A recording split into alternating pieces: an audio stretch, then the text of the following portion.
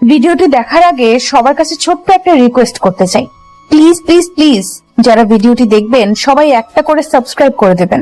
আপনাদের ভালোবাসা পেলে এমন ভিডিও আরো উপহার দিব। কাঁধে ব্যাগ, হাতে ঘড়ি, চোখে বিনা পাওয়ারের সাদা ফ্রেমের রঙের চশমা, পরনে ঢিলে ঢালা চিকচাক রঙিন কালারের ময়লাযুক্ত পোশাকগুলোতে ময়লাযুক্ত হবার কারণে প্রায় তিল বসে গেছে। প্রচন্ড রোদের তাপে ঘেমে একাকার, শরীরের সাথে লেপ্টে আছে তার কাপড় চোপড়। চুলগুলো এলোমেলো করে উস্কো ফুস্কো করে আছড়ে নেওয়া, দেখতে শ্যামলা বর্ণের। ধুলোবালি আর ইট পাটকেলের এই দূষিত শহরটাকে ছুটে চলছে ছেলেটা ভার্সিটির উদ্দেশ্যে ফুল স্পিডে। ইয়ামাহা আর 15 পুরোনো আমলের ব্রিটিশ যুগের একটা চায়না ফোনির সাইকেল নিয়ে রওনা দিয়েছে ভার্সিটির উদ্দেশ্যে। আশেপাশে অসংখ্য লোকজন, ছেলে মেয়ে তাকিয়ে আছে ছেলেটির যাবার দিকে। কেননা ছেলেটি দেখতে পুরোই অদ্ভুত, যেন এই শহরে এই পরিবেশের মানুষের সাথে তার কোনোভাবেই মিলছে না। ছেলেটা দেখেই বোঝা যাচ্ছে অন্য গ্রহ থেকে উঠে এসেছে। ছেলেটার দিক দিয়েই যায় না কেন, মানুষের জন্য সেদিকেই তাকিয়ে থাকে, তার দিকে এক অবাক করা দৃষ্টিতে। ছেলেটা যেমন দেখতে তেমন তার সাইকেলটাকে আরো অদ্ভুত লাগছে, কারণ পুরো সাইকেল লোহার মরিচিকা ধরে গেছে। সাইকেল নিয়ে ছেলেটা ভার্সিটির গেটের সামনে এসে ব্রেক করলো। এরপর ছেলেটি যখনই সাইকেলের পেট্রোল মেরে কলেজের মাঠে প্রবেশ করতে যাবে, তখনই একটা দুর্ঘটনা। কোনো কিছুর সাথে ধাক্কা খেয়ে ছেলেটা গিয়ে পড়ে কাদায়। দুর্ঘটনাক্রমে ছেলে একদিকে আর সাইকেল অন্যদিকে। ছেলেটার একে তো ঘেমে একাকার, এখন আবার কাদা মাখামাখি আরো একাকার হয়ে গেছে। এটি মাথা থেকে পা পর্যন্ত কাদা দিয়ে ন্যাচাকার অবস্থা। যার সাথে ধাক্কা খেয়েছে সেই ব্যক্তিটি আর 15 নিউ ভার্সন আর 15 বাইকটি স্টান করে ছেলেটির সামনে এসে দাঁড়ায়। তারপর ছেলেটির কান ধরে তুলে দাঁড় করায়। তারপর বেশ কয়েকটা লাগিয়ে দেয় থাপ্পড় খেয়ে ছোট ছোট চারিদিকে ডিজে গান শুনতে পায়। পৃথিবীতে যেন চারিদিকটা উল্টো হয়ে ঘুরতে থাকে ছেলেটির। মানুষগুলো ছেলেটিকে যেন উল্টো করে দেখছে, এত জোরে থাপ্পড় মেরেছে যার কারণে পুরো কান দিয়ে ধোঁয়া বের হচ্ছে। ছেলেটি যেন পুরো দুনিয়া তাদের ঘুরতে থাকে। এমনকি থাপ্পড়ের শব্দে পুরো জায়গা নিস্তব্ধ হয়ে যায়। আশেপাশে ছাত্রছাত্রীরা বসেছিল। হঠাৎ থাপ্পড়ের শব্দে সবাই সেদিকেই তাকিয়ে দেখতে পায় সামনের ঘটনা ঘটেছে। তাই দেখার জন্য ছাত্রছাত্রীরা সামনে এগিয়ে আসতে থাকে। এমন সময় ছেলেটি ডেজে গান শোনা বন্ধ করে হালকা জোরানো কণ্ঠে বলে ওঠে, এ কি ভাই, আপনি আমাকে থাপ্পড় মারলেন কেন? আমি আবার কি করলাম? ছেলেটার এমন আজদাইরা কথা শুনে উপস্থিত দাঁড়িয়ে থাকা ব্যক্তিটা সহ সকল ছাত্রছাত্রীরা অবাক দৃষ্টি ছেলেটির দিকে তাকিয়ে আছে, যেন ছেলেটি কি এমন বলে ফেলেছে যার কথা শুনে সবাই কলা গাছের মতো থ হয়ে দাঁড়িয়ে আছে। ছেলের এমন কথা শুনে সবাই দাঁড়িয়ে থাকা ব্যক্তিটাকে আরো বেশ কয়েকটা থাপ্পড় দিয়ে ঝাঁঝালো কণ্ঠে বলে ওঠে, শালা কানা লুচ্চা খ্যাত বাদর ইতর বন মানুষ, তুই দেখতে পারিস না চোখে? তুই কাকে ভাইয়া বলছিস? তোকে তো আজকে। উপস্থিত থাকা ব্যক্তিটার মুখে এরকম চিৎকার শুনে সবাই ভয় পেয়ে যায়। সবাই ভেবেছে আজকে এই ছেলেটা এখানেই শেষ। কেননা যার সামনে পড়েছে সে ছেলেটার হতবাক দৃষ্টিতে সেদিকেই তাকিয়ে আছে, কেননা সে যাকে ছেলে মনে করছিল হঠাৎ করে ছেলের মুখের ভেতর থেকে মেয়ের কণ্ঠস্বর ভেসে আসে। এটা ভেবেই সেই ছেলেটা আবার বলে ওঠে, আরে ভাইয়া, আপনি হঠাৎ করে মেয়েদের মতো কথা বলছেন কেন? ছেলেটার কথা শুনে যেন রেগে মেগে একাকার উপস্থিত থাকা ব্যক্তিটি। এবার ছেলেটির সামনে দাঁড়িয়ে থাকা ব্যক্তিটা মাথা থেকে হেলমেট খুলে গাড়ির ওপরে রাখে, তারপর চোখ থেকে রঙিন মোটা ফ্রেমের চশমাটা খুলে ফেলে। ছেলেটা সেই ব্যক্তিটাকে দেখে আর অর্পাকের চরম পর্যায়ে পৌঁছে যায়, যেন ফিরতেই পারে না। অসম্ভব সুন্দর নয়ন ভরা এক দৃষ্টিতে সেদিকে তাকিয়ে থাকে, যেন ছেলেটি চোখ ফেরাতেই পারছে না। কেন তার সামনে স্বয়ং এক জান্নাতের অপসরী সুহাসিনী হুড়পড়ি দাঁড়িয়ে আছে, যে এই রূপকথা সেই গল্প পড়ি। ছেলেটির এরকম অবাক চাহনিতে তাকিয়ে থাকা দেখে এবার মেয়েটি ছেলেটার শার্টের কলার ধরে ছাকাতেই বলে ওঠে, কিরে, তুই যেন কি বলছিস? এতক্ষণ তোকে আমি কেন মারছি আর তুই যেন কি বলছিলিস আমাকে? ও হ্যাঁ ভাইয়া। না মানে ওই আর কি। এই মাফিকে ভাইয়া বলার শাস্তি তোকে পেতেই হবে। আর তুই যে কোথা থেকে একটা জঙ্গলি সাইকেল নিয়ে এসে আমার এত দামি একটা বাইকে লাগালি, এর ক্ষতিপূরণ তোকে দিতে হবে। সরি ভাই, মানে সরি আপু, আসলে ভুল করে লেগে গেছে। কুত্তার বাচ্চা, তোর সামনে একটা সুন্দরী জলজান্ত মেয়ে দাঁড়িয়ে আছে আর তুই কিনা আমাকে ভাইয়া বলে বারবার অপমান করছিস। তোকে তো আজকে উধম কেলানি দিব। এই মাফির সাথে পাঙ্গা নিয়ে তুই কাজটা ভালো করলি না। এই বলে ছেলেটার শার্টের কলার ধরে টানতে টানতে নিয়ে যায় সেই আম গাছের নিচে, যেখানে গিয়ে ছেলেটাকে ধাক্কা দিয়ে ফেলে দেয়। সেখানে এসে উপস্থিত হয় মিয়া, রিয়া, বুলেট, জিসান এবং তাদের আরো অসংখ্য বন্ধু বান্ধবীগুলো। মাফি বলে ওঠে, এই কুত্তার বাচ্চাটা কি আজকে বুঝিয়ে দেব পুরো ভার্সিটির সামনে মাফিকে অপমান করার পরিণামটা কি হতে পারে। এই মাফি, কি হয়েছে রে? এত রেগে আছিস কেন? এই কুত্তাটাকে আজকে মেরে এখানে ফেলে রাখবো। তা না হয় ফেলে রাখিস, কিন্তু ছেলেটা করেছে কি সেটা তো বল।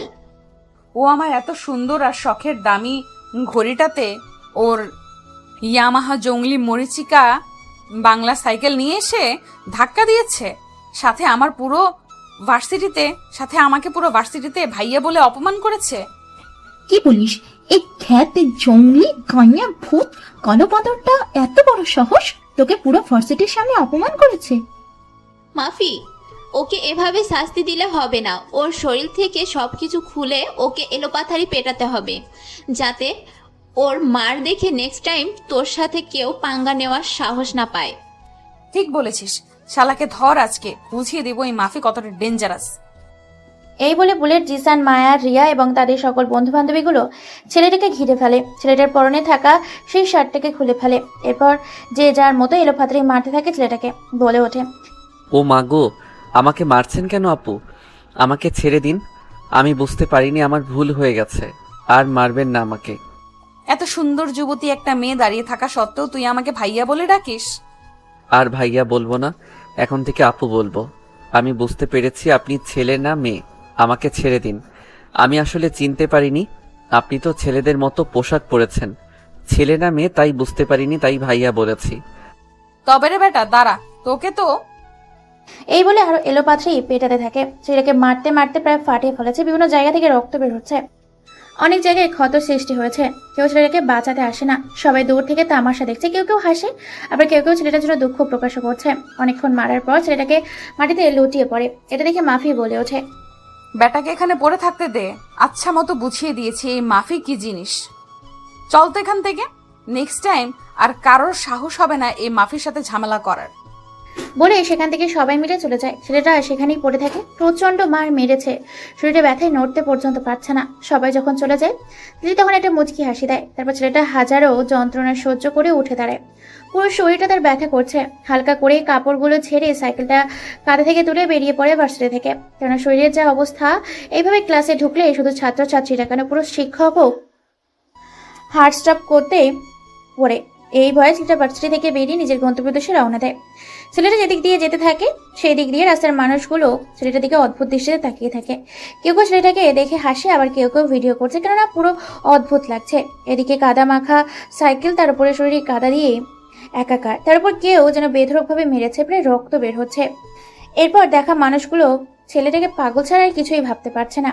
অন্যদিক থেকে মাফিয়ার বাইক স্ট্যান্ড দিয়ে সবাইকে থাকতে বলে, ভার্সিটি থেকে বেরিয়ে পড়ে। আচ্ছা চলুন তাহলে আপনাদেরকে শুনিয়ে আনি কেই মাফি, তার পরিচয়। আর ছেলেটাই বা কে এতক্ষণ সবার সামনে এগুলো মার খেলো?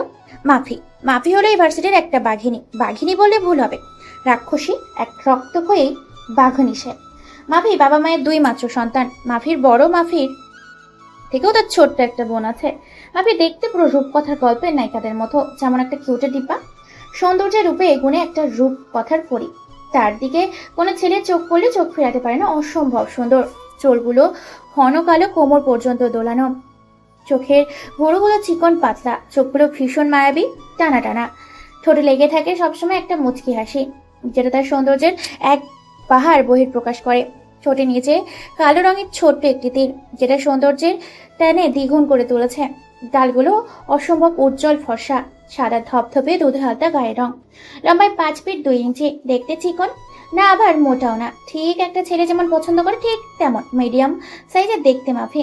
বডি ফিটনেস, দেহ ফিগার বলা বডি। আরে ভাই, মাফির বর্ণনা যতই দিই না কেন কম হয়ে যাবে। আমার দেখা সবচেয়ে সেরাই মাফি। আমি ছেলে না হয় যদি মেয়ে হতাম, তাহলে যে কোনো বিনিময়ে তাকে বিয়ে করতাম। কপাল আমার, আমি তো মেয়েই ভাই।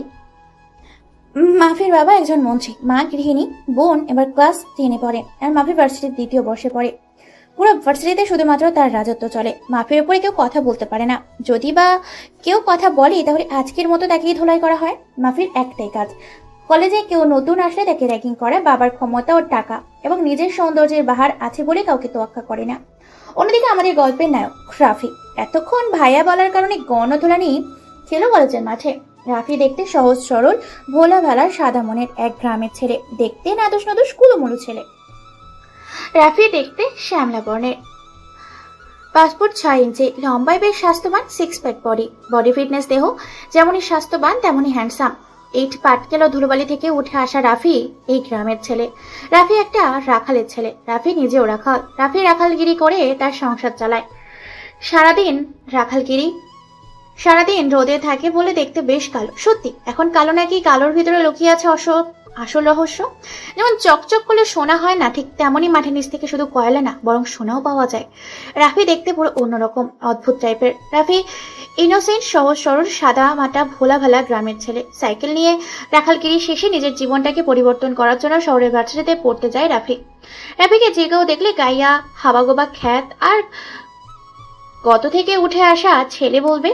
সবাই রাফিকে গালাগালি করে, রাফি সেদিকে মোটেও খেয়াল না, সে নিজেকে নিয়ে ব্যস্ত। এদিকে রাফি সাইকেল নিয়ে চলে আসে একটা বস্তিতে, তারপর সাইকেলটাকে কোলে করে পুকুরের মধ্যে ফেলে ভালো করে গোসল করে রোদে শুকাতে দেয়, তারপর নিজেও পুকুরে গোসল করে নেয়। অন্যদিকে বাচ্চা থেকে বেরিয়ে যায় মাফি হাইওয়ে রাস্তার ওপরে চোখে সানগ্লাস পরে, হেলমেট, পোশাকে আশাকে jeans pant, T shirt, leather coat, highway রাস্তার ওপর ফুল স্পিডে বাইক চালিয়ে অজানা গন্তব্যদেশে নিজের আপন গতিতে যাচ্ছে। এদিকে বস্তিতে এত তাড়াতাড়ি রাফিকে দেখে তার বন্ধু রাফসান বলে ওঠে, ইরে রাফি, তুই না ভার্সিটিতে গেলি? তাহলে এত তাড়াতাড়ি কি করে চলে এলি? নাকি ভার্সিটিতে কোনো ঝামেলা হয়েছে তোর সাথে?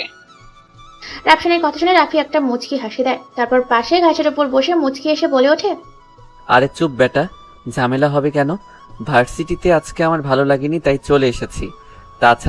তাছাড়া চাচার ছাগলগুলোকে যদি সময় মতো নিয়ে না যেতে পারি তাহলে শুরু করবে আরেক ঝামেলা। সেটা অবশ্যই তুই ঠিক বলেছিস, কিন্তু তুই না আসলেই পারতি। আমি আর রাসেল ভাই তো ছিলাম।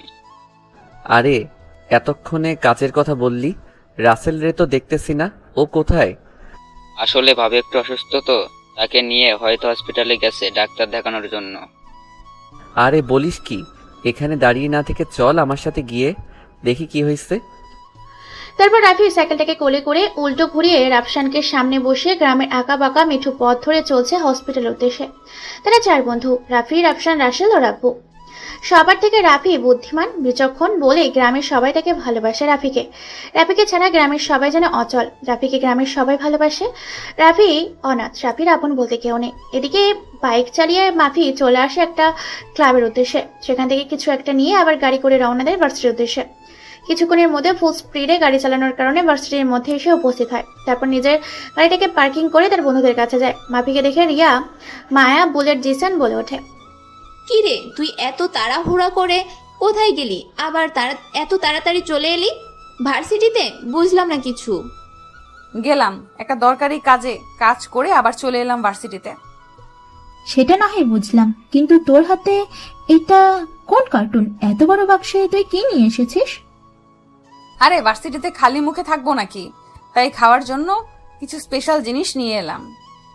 তা তুই খাওয়ার জন্য কি এমন জিনিস নিয়ে এলি যেটা ভার্সিটি থেকে তোকে এখনই আনতে হবে? আরে বাজারে নতুন মাল ঢুকেছে, এটার ট্রাই করার জন্য নিয়ে এলাম। এটা হলো বিদেশি অ্যালকোহল। তুই এখন এই দিন দুপুরে ভরা কলেজে সামনে মাল খাবি? তাতে কি হয়েছে, আমি গেলাম খাওয়ার জন্য, তোরা খেলে আয়, না হলে এখানে থাক। আমাকে বাধা দেবে এমন কেউ ভার্সিটিতে নাই। আর আজকে মনে হয় আজকের পর থেকে কেউ আমার সাথে তর্ক বিতর্কে জড়াবে না, কারণ আজকে তো উত্তম মধ্যম দিয়েছিলাম সকালে ওই খ্যাত হাবাগোবা ছেলেটাকে। তারপর মাফি আর কোনো কথা না বলে এখান থেকে চলে যায় কলেজের গেটের সামনে, কেননা কলেজের গেটের সামনে তাদের আড্ডাখানা। সেখানে একটা সুন্দর বসার স্থান আছে, আসে একটা আম গাছ, সেখানে বসে তারা আড্ডা দেয়। এক এক করে সবকিছু বের করে 5 জন বোতল নিয়ে খেতে থাকে, সাথে চানাচুর, সিগারেট, চিকেন, আরও নেশাটাকে গাঢ় করার জন্য যাবতীয় যা প্রয়োজন হয় দিন দুপুরে কলেজের গেটের সামনে খেতে থাকে। কেউ ভয়ে কেউ কোনো কথা বলতে পারে না, স্যার সবটা দেখে চুপচাপ থাকে, কেননা কেউ যদি প্রতিবাদ করে তাহলে তার প্রতিবাদ খুব ভয়ঙ্কর হবে, হয়তো তাদেরকে মেরেও ফেলতে পারে। এই ভয়ে কেউ কোনো কথা বলে না, সবাই সবটা মুখ বুজে সহ্য করে। দেখতে দেখতে ভার্সিটির সময় শেষ হয়ে যায়, ভার্সিটির ছুটি দেওয়া হয়, ছাত্রছাত্রীরা দল ভেঙে ভার্সিটি থেকে বের হতে থাকে। শিক্ষক তারা বের হতে থাকে। শিক্ষার্থীদের সাথে কেউ গাড়িতে করে যাচ্ছে, আবার কেউ পায়ে হেঁটে যাচ্ছে। গেটের সামনে বসে তারা এখনো মাদক সেবন করছে। দেখতে দেখতে পুরো ভার্সিটির ছুটি হয়ে যায়। মাফি ও তার দলবল তারা সেখানে এক মুহূর্তে দেরি না করে তাদের গাড়িগুলোকে নিয়ে বেরিয়ে পড়ে। মাফি পুরো ছেলেদের মতো গাড়ি চালাচ্ছে, ছেলেদের মতো রাস্তায় বেপরোয়া হয়ে গাড়ি চালাচ্ছে। এদিকে তারা চলে আসে হসপিটালে, সেখানে রাসেলের সাথে দেখা করে। তারপর সবাই মিলে একসাথে সাইকেল করে রওনা দেয় আবার বাড়ির উদ্দেশ্যে। আর রাসেল কিন্তু আব্দুল চাচার বাড়িতেই থাকে। রাসেলের আপনজন বলতে কেউ নেই, তাই সে এলাকার নেতার বাড়িতে থাকে এবং এলাকার মাথা। তার বাড়িতে কাজ করে এবং দিন শেষে মজুরি পায়। দেখতে দেখতেই সন্ধ্যা হয়ে এসেছে, চারিদিকে বেশ অন্ধকার হতে শুরু করেছে। গ্রামের এলাকা অতি তাড়াতাড়ি নিস্তব্ধ হয়ে যায়। চারিদিকে 10টার পর শুনশান নীরব, অন্ধকারে ছেয়ে যায় পুরো গ্রাম এলাকাটা। রাত 10টা বাজে, পুরো জায়গাটা নিস্তব্ধ। চারিদিকে গ্রামের ফসল আর ক্ষেত, অন্ধকার হয়ে গেছে, কোনো কিছু দেখা যাচ্ছে না। এমন সময় কেউ একজন বাড়ি থেকে বের হয়। পরনে তেমন কিছুই নেই, সিম্পল একটা পোশাক, কাঁধে একটা লাইট ঝুলিয়ে রাখা আর তার বড় ধরনের গামদা, পরনের লুঙ্গির সাথে হাফ-হাতা টি শার্ট। সাইকেলটাকে কোলে করে উল্টো ঘুরিয়ে সাইকেলের ওপর চড়ে গ্রামের আঁকাবাঁকা ফসলের ক্ষেত ভরা মাঠে রাস্তা ধরে যেতে থাকে নিজ গন্তব্যের উদ্দেশ্যে। এমন সময় আরো তিনটি বাড়ি থেকে 3জন বের হয় একই স্টাইলে। এরপর তারা এক এক করে উপস্থিত হয় আম গাছের সেই গোল চক্কর স্থানে। এক এক করে 4জন এসে উপস্থিত হয়। তারপর সাইকেলগুলো থেকে নেমে পাশে একটা বাড়ির ভেতর প্রবেশ করে তারা। এরপর এক ভয়ঙ্কর রূপে বহুরূপী হয়ে বের হয়। হ্যাঁ, তাদের 4জন হাতে আছে সব ভয়ঙ্কর ভয়ঙ্কর অস্ত্র, যে অস্ত্রগুলো সব বিদেশ থেকে তৈরি করে এনেছে কুখ্যাত সন্ত্রাসী এবং আন্ডারওয়ার্ল্ডের সিক্রেট মাফিয়া দ্য কিং আর গ্যাংস্টার।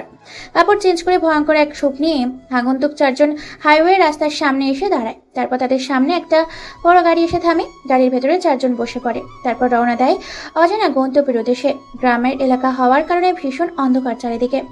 গ্রামের আঁকাবাঁকা রাস্তা ধরে চলে আসে এক মস্ত বড় গোডাউনের ভেতর। গোডাউনের বাইরে বসে কয়েকজন ছেলেপুলেকে দেখা যাচ্ছে, যাদের হাতে সব বিদেশি অস্ত্র। এক একজনের হাতে AK-47, MK-BB আর রাইফেল। ছেলেগুলোর সামনে গাড়িটা এসে থামে যায়। গাড়ির ভেতর থেকে 4জন বের হয়। তাদের পরনে আছে কালো পোশাক, পুরো শরীর কালো কাপড়ে পেঁচানো, মুখে কালো মাস্ক। দেখতে সেই 4জন আগন্তুক, সে ভীষণ ভয়ঙ্কর লাগছে। 4জন আগন্তুক ছেলেগুলোর সামনে এসে দাঁড়ায়। ছেলেগুলোর হাতে বিভিন্ন অস্ত্র, প্রায় 5 থেকে 6জন হবে। আর সেই 4জন মানুষের হাতে আছে 4 ধরনের বিদেশি চাইনিজ কুড়াল। আগন্তুকগুলো 4জন আগন্তুকের 4টা চাইনিজ বিভিন্ন রকমের কুড়াল। গোডাউনের চারদিক থেকে অসংখ্য ছেলেপুলে। গ্রামের প্রায় শেষ প্রান্তে এই গোডাউনটা, অর্থাৎ গ্রাম আর শহরের মধ্যবর্তী স্থলে। গ্রাম থেকে এসে সামনে গেলেই শহর, আর শহর থেকে সামনে একটু এগিয়ে গেলেই গ্রাম। আর গ্রাম আর শহরের সৌন্দর্যে ভরপুর হয়ে উঠেছে সেই জেলাবাসী। সেই 4জন আগন্তুক দেখে বেশ খানিকটা অবাক হয়। ছেলেগুলোর মধ্যে থেকে সবচেয়ে বড় ছেলেটা বলে ওঠে, কে তোরা? তোদের কি চাই? আর এখানে এসেছিস কেন? জানিস না এই জায়গাটা মৃত্যুপুরী? এই জায়গার আশেপাশে আসা মানে নিজের মৃত্যুকে আহ্বান করা। 4জন এই কথা শুনে আগন্তুকগুলোর মধ্যে থেকে সব থেকে বড় আগন্তুকটি উচ্চ স্বরে হাসতে থাকে। ছেলেটির কথা শুনে আগন্তুক ছেলেটা জোকার বানিয়ে দিয়েছে। ছেলেটির কথা শুনে আগন্তুকটি বলে ওঠে, আর গ্যাংস্টারকে কখনো মৃত্যু আহ্বান করতে পারে না, বরং আর গ্যাংস্টার মৃত্যুকে বরণ করে। দেখ, নিজেদের জীবন বাঁচাতে চাইলে এখান থেকে চলে যা। তোরা 4জন আর আমরা 100 জন। হা, তোরা হয়তো জানিস না, যারা খেলতে জানে তাদের খেলোয়াড়ের প্রয়োজন হয় না। তাহলে তোরা এখান থেকে যাবি না? মরার জন্য তৈরি হয়ে নে। আমরা থাকতে তোদের ভেতরে প্রবেশ করতে দিব না। আমরা কি তোকে বলেছি যে ভেতরে প্রবেশ করব না? তোদের পুরো গ্যাংটাকে ধ্বংস করে এখান থেকে উদ্ধার করে নিয়ে যাব রাষ্ট্রের সম্পদগুলোকে। আরে হুমন্দির পুতগুলো, তোরা দাঁড়িয়ে দাঁড়িয়ে দেখছিস কি? এই শালা কুত্তার বাচ্চাগুলোকে এখানে শুয়ে দে। বড় ভাইয়ের কথা মতো ছেলেগুলো এলোপাত্রে গুলি করতে থাকে সেই 4জন আগন্তুককে। তারাও আর ভয় না পেয়ে পিছিয়ে না গিয়ে সামনে এগিয়ে আসতে থাকে 4জন চাইনিজ কুড়াল নিয়ে। এক একজনের হাতে সব বিদেশি চাইনিজ কুড়াল। চলুন আগন্তুকগুলোকে পরিচয়টা দিয়ে আসি। হ্যাঁ, এই আগন্তুক আর কেউ না, এইগুলো সব হচ্ছে রাফি, রাফসান, রাসেল আর আপু। 4 বন্ধু মিলে বাংলাদেশের 64 জেলার মধ্যে আতঙ্ক ছড়িয়ে বিদেশি সন্ত্রাসীদের মধ্যে আন্ডারওয়ার্ল্ড থেকে শুরু করে আন্ডারগ্রাউন্ড এর যারা আছে প্রত্যেকে জমে 4জন। রাফির হাতে আছে একটা চায়না থেকে তৈরি করে সোনার তৈরি চাইনিজ কুড়াল। আবার রাফসানের হাতে তৈরি আছে পাকিস্তানের একটি রূপার তৈরি কুড়াল। অন্যদিকে রাসেলের হাতে তৈরি করা আছে একটা লন্ডন থেকে আগত বরফের তৈরি কুড়াল। এদিকে আবার রাব্বুর কাছে তৈরি করা আছে রাশিয়ান থেকে আগত স্টিলের এক অদ্ভুত ধাতুর কুড়াল। এক একটা কুড়ালের এক একটা ডিজাইন, এক একটা মডেল এবং এক একটা অ্যাঙ্গেলে এক একটা কুড়াল। কিন্তু তাদের গুলিকে অপেক্ষা করে সামনে এগিয়ে যায় চারজন বন্ধু। ছেলেগুলোকে তাদের কুড়ালগুলো দিয়ে এলোপাত্রি কোপাতে থাকে সেই ছেলেগুলোকে। যাকে যেখানে কোপ দিচ্ছে সে সেখানে মুহূর্তের মধ্যে লুটিয়ে পড়ছে। কলা গাছের মতো যেমন কেটে ফেলা হচ্ছে, ঠিক বিদ্যুতের গতিতে এক একজনকে কলা গাছের মতো কেটে ছাই ছাই করে ফেলা হচ্ছে। সাথে সাথে ছেলেগুলো মাটিতে লুটিয়ে পড়ছে, গড়াগড়ি খাচ্ছে। এই দৃশ্য দেখে উপস্থিত থাকা ছেলেগুলোর বড় ভাই ঘামতে শুরু করেছে, কেননা এখনো পর্যন্ত আর গ্যাংস্টারের কোনো কিছুই হয়নি। এক এক করে মেরে ফেলতে শুরু করেছে বড় ভাইয়ের দলের ছেলেগুলোকে। আতঙ্কে পড়ে যায় বড় ভাই, কি করবে বুঝতে পারে না। অবশেষে সবার চোখের অগোচরে গোডাউনের গেট খুলে ভেতরে প্রবেশ করে। এদিকে তারা চারজন বন্ধু মিলে এক এক করে সবাইকে মেরে মাটিতে ফেলে দেয়। আপনারা ভাবছেন তাদের হাতে AK-47 MBB রাইফেলস পাইপার, তারপরও তাদেরকে গুলি লাগলো না কেন? আসলে তারা চারজন বন্ধু মিলে কোনো মিশনে যায়। তখন তার দল যখন কোনো মিশনে যায় তখন তারা মিশনে যাওয়ার আগে সম্পূর্ণ সিকিউরিটি সিস্টেম সঙ্গে করে নিয়ে যায়। তাদের চারজনের পরনে আছে এক একটা লাক্সারি ব্লুটুথ জ্যাকেট, যা তাদের মাথা থেকে পা পর্যন্ত একদম ঘেরাও করে রেখেছে। বুলেট কেন কোনো মিসাইল তাদেরকে স্পর্শ করতে পারবে না। ছেলেটার ভিতরে গিয়ে হাঁপাতে থাকে। হাঁপাতে হাঁপাতে ছেলেদের বসের কাছে গিয়ে বলে ওঠে, ভাই ভাই, সর্বনাশ হয়ে গেছে। বাইরে তো আর গ্যাংস্টার চলে এসেছে। এতক্ষণে হয়তো আমাদের সকল ছেলেপেলেকে মেরে মাটিতে শুয়ে দিয়েছে। ছেলেগুলোর লিডার বড় ভাইয়ের কথা শুনে মুহূর্তের মধ্যেই ঘামতে শুরু করেছে, গলা শুকিয়ে গেছে, ভয়ে কোনো কিছু বলতে পারছে না, কাঁপাকাঁপি শুরু করেছে। কেননা তাদের লিডার জানে এই আর গ্যাংস্টার কতটা ভয়ঙ্কর। ছেলেগুলো লিডার কি বলবে বুঝতে পারে না, তবুও আতঙ্কের সুরে বলে ওঠে বড় ভাইয়ের উদ্দেশ্যে, এটা তুই কি শোনালি? আমি তো পাগল হয়ে যাব। এই আর গ্যাংস্টার আসা মানে নিজেদের মৃত্যুকে বরণ করা। তাহলে এখন কি করব ভাই? গোডাউনের ভিতরে এবং বাইরে যত ছেলে পেলে আছে সবাইকে রেডি হতে বল। হয় মরবো, না হলে মারবো। কিন্তু ভাই, আমার মনে হয় না যে আমরা তাদের কাছে পেরে উঠব। আমি জানি ওর আশা মানে মৃত্যু নিশ্চিত, কিন্তু চেষ্টা করতে দোষ কোথায়? ওকে ভাই। এই বলে ছেলেটা এক এক করে তার দলের ছেলেগুলোকে খবর দেয়। সবগুলো ছেলে একসাথে গোডাউনের ভিতর ভিড় করে। প্রায় 50 থেকে 80 জন ছেলে হবে। অন্যদিকে থেকে বাইরের মিশন কমপ্লিট করে তারা চারজন বন্ধুর ভেতরে প্রবেশ করে। কেননা একসাথে সারিবদ্ধভাবে আছে প্রায় অসংখ্য ছেলেপুলে। তাদেরকে দেখে মুচকি একটা হাসি দেয়। এটা দেখে ছেলেগুলোর লিডার বলে ওঠে, কিরে, তোর অবশেষে আর গ্যাংস্টার হয়ে কিনা চলে এলি মৃত্যুর পুরীতে? হা, হ্যাঁ চলে এলাম তোদের মৃত্যুপুরীতে, মৃত্যুর খেলা খেলতে তোদের সাথে। তোরা হয়তো নিজের ইচ্ছা এখানে ঢুকেছিস, কিন্তু বের হবি আমাদের ইচ্ছা। হা, এটা না হয় সময় বলে দেবে। তোরা দাঁড়িয়ে না থেকে এই কুত্তার বাচ্চাদেরকে মেরে এখানে ফেলে রাখবি। এই আন্ডারওয়ার্ল্ডের জগৎ থেকে আর গ্যাংস্টারের নাম মুছে দিবি। লিডারের কথা মতো তার প্রত্যেকটা ছেলেপুলে এগিয়ে যায় তাদের সাথে মোকাবেলা করতে। এক একজনের হাতে এক একটা অস্ত্র। শুরু হয়ে যায় দুই দলের মধ্যে সংঘর্ষ। এদিকে 4 জন, অন্যদিকে 50 থেকে 80 জন। দুই দলে চলছে এলোপাথরি কোপাকুপি। পুরো খেলার ময়দান জুড়ে শুধু টান টান উত্তেজনায় ভরপুর। তারা 4 বন্ধু মিলে নিজেরাও মারছে, আবার তাদের কাছ থেকে মারও খাচ্ছে। পরিস্থিতি ভীষণ ভয়ঙ্কর রূপ ধারণ করেছে। দুই দলে বিশাল সংঘর্ষ হয়। 4 জন মিলে যখন পরিস্থিতি সামলাতে পারে না, তখন তারা মেসেজ করে জায়গা মতো। চলে আসে প্রায় 5টা কালো রঙের গাড়ি। গাড়িগুলোর ভেতর থেকে বেরিয়ে আসে এক একটা হায়না। তারপর গোডাউনের ভেতর প্রবেশ করে তারাও এলোপাত্রি কোপাতে থাকে। মুহূর্তের মধ্যে 15 মিনিটের মধ্যে পুরো মাঠ ফাঁকা করে ফেলে। এটা দেখে বড় ভাই লিডার ভীষণ ঘাবড়ে যায়। সবাই যখন সেখান থেকে পালাতে যাবে তখনই তাদের পায়ে গুলি করে দেওয়া হয়। তারপর তাদের হাত পা জায়গায় বেঁধে বসে ঝুলিয়ে রেখে উল্টো করে নিয়ে যায় গাড়িতে। তারপর পুরো গোডাউন তারা 4 জন মিলে ঘুরে দেখতে থাকে। গোডাউনে বিভিন্ন জায়গায় আটক করে রাখা আছে বিভিন্ন শিশু, মেয়ে, মহিলা। এক এক করে তাদেরকে মুক্ত করে দেওয়া হয়। সেখানে আরো ছিল দেশি বিদেশি অনেক অস্ত্রশাস্ত্র। সেখান থেকে নিয়ে চলে আসে। যাওয়ার সময় থানায় কল করে জানিয়ে দেয় ঘটনাটা। পুলিশ সেনাবাহিনী দ্রুত খবর পেয়ে সেখানে চলে আসে, উদ্ধার করে মেয়েগুলোকে। এরপর তারা নিজেদের গন্তব্যদেশে রওনা দেয়। দেখতে দেখতে রাত 3টা বেজে যায়। সবকিছু ঠিকঠাক করে বেরিয়ে পড়ে গ্রামের উদ্দেশ্যে। পরদিন সকালে 7টায় বিভিন্ন সংবাদ, টেলিভিশনে এবং বিভিন্ন পত্রিকা আর খবরের কাগজে সাংবাদিক বলা কথাগুলো এক এক করে তুলে ধরা হয়েছে বিভিন্ন টিভির স্ক্রিনে। খবরের কাগজে পেরিয়েছে আর তার গ্যাংস্টার আর তার দলের বিষয়ে, যেখানে সাংবাদিক বলছে, শুভ সকাল। সকাল 7টার খবরে আজ আপনাদেরকে আমন্ত্রণ। সকাল 7টার ব্রেকিং নিউজ। রাতের আধারে অন্ধকার নির্জন রাতের আর গ্যাংস্টার ও তার দলবল বিশ্বের সেরা আন্ডারওয়ার্ল্ডের ক্রিকেট গ্যাংস্টারকে ধ্বংস করে উদ্ধার করেছে প্রায় কয়েকশো ছেলে মেয়ে ও শিশুকে। সেখান থেকে পাওয়া গেছে বিভিন্ন দেশের বিদেশি অর্থ।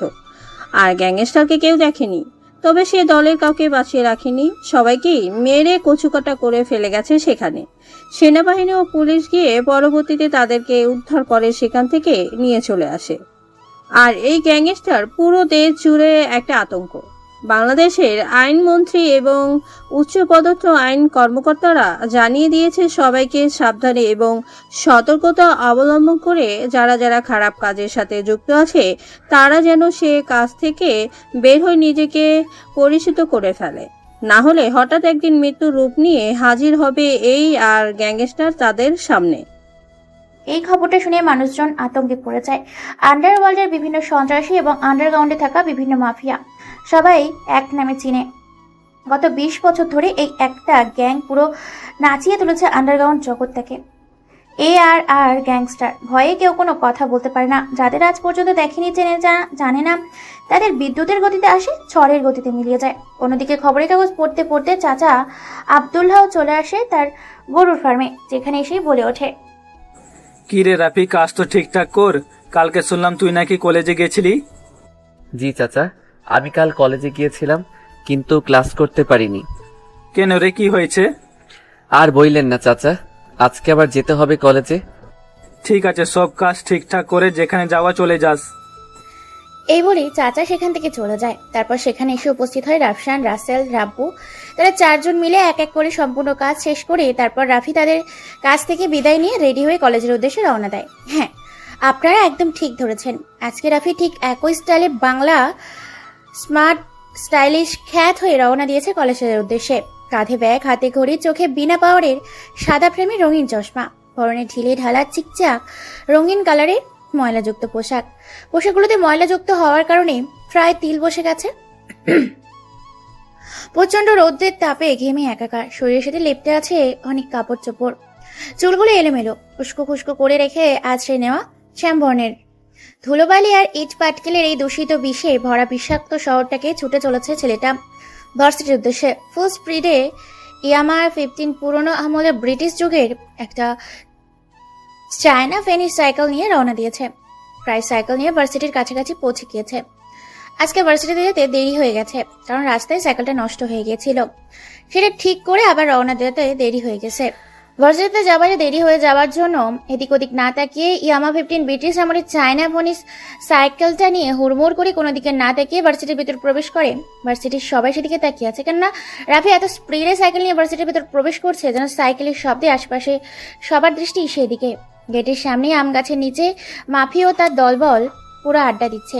রাফিকে এইভাবে ভিতরে প্রবেশ করতে দেখে সবাই সেদিকে অবাক নয়নে তাকিয়ে আছে।